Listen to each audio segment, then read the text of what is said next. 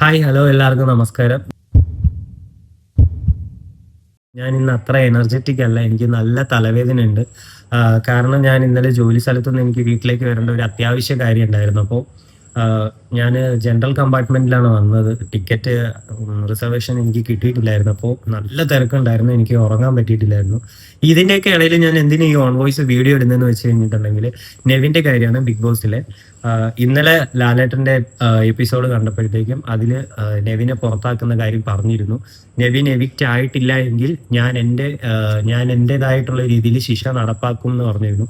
ഞാൻ ഇന്ന് ആ എപ്പിസോഡ് തീരുന്നവരെ തലവേദനയാണെങ്കിൽ ഞാൻ കാണാൻ ശ്രമിച്ചു, എന്താണ് സംഭവിക്കാൻ പോകുന്നതെന്നുള്ളത് കാണാൻ ശ്രമിച്ചിട്ട് ജസ്റ്റ് ഒരു എന്താ പറയാ, ക്യാഷ് ബോക്സിന്റെ കാര്യത്തിൽ ഒരു ഡിസിഷൻ എടുത്തല്ലാതെ മാതൃകാപരമായിട്ടുള്ള ഒരു ശിക്ഷയും അതിൽ നടപ്പാക്കിയിട്ടില്ല. എവിക്റ്റ് ആക്കണമെന്ന് ഞാൻ പറയുന്നില്ല. ലക്ഷ്മിന്റെ അടുത്തൊക്കെ സംസാരിച്ച ആ ഒരു ടോണിൽ പോലും അല്ല നെവിന്റെ അടുത്ത് സംസാരിച്ച്.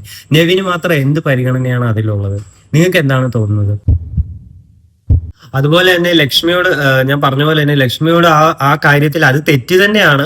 ആ രീതിയിൽ സംസാരിച്ച ഒരു വ്യക്തിക്ക് അതിലും വലിയൊരു തെറ്റാണ് അത് പറയുകയാണ് ചെയ്തത്. ഇവിടെ പ്രവർത്തിച്ച് കാണിച്ചില്ല, പലരോടും പല രീതിയിലും കാണിച്ചതുകൊണ്ട് അതിനെ വളരെയധികം ന്യായീകരിക്കുന്ന പോലെയാണ് എനിക്ക് തോന്നിയത്. ആക്ച്വലി ആർക്കും എന്തും ആവാം. ഒരു നേതൃത്വം വഹിക്കുന്ന ഒരാൾ വേലി തന്നെ വിളവ് തിന്നുക പറയുന്ന രീതിയിൽ ലാലേട്ടനെതിരെ അല്ല ഞാൻ സംസാരിച്ചുകൊണ്ടിരിക്കുന്നത്. ചെയ്യാമായിരുന്നു, പക്ഷെ മാതൃകാപരമായിട്ടുള്ള ഒരു ശിക്ഷ നടപ്പാക്കിയില്ല എന്ന് മാത്രമല്ല, ആർക്കും ഇനി അങ്ങോട്ടുള്ള സീസണുകളും ഈ ഒരു സീസണും ആൾക്കാർ കണ്ടിട്ടാണല്ലോ അടുത്തതിൽ വരിക.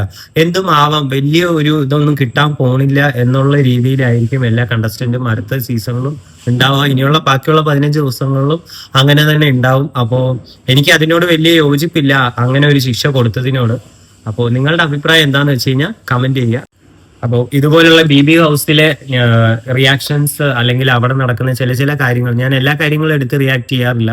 അത്രത്തോളം എനിക്ക് തോന്നിയിട്ടാണ് ഞാൻ അതിനെക്കുറിച്ച് സംസാരിച്ചത്. ഇതുപോലെ എന്തെങ്കിലും കാര്യങ്ങളെ കുറിച്ച് റിയാക്ട് ചെയ്യണമെന്ന് നിങ്ങൾക്ക് തോന്നുന്നുണ്ടെങ്കിൽ കമന്റ് ചെയ്യുക.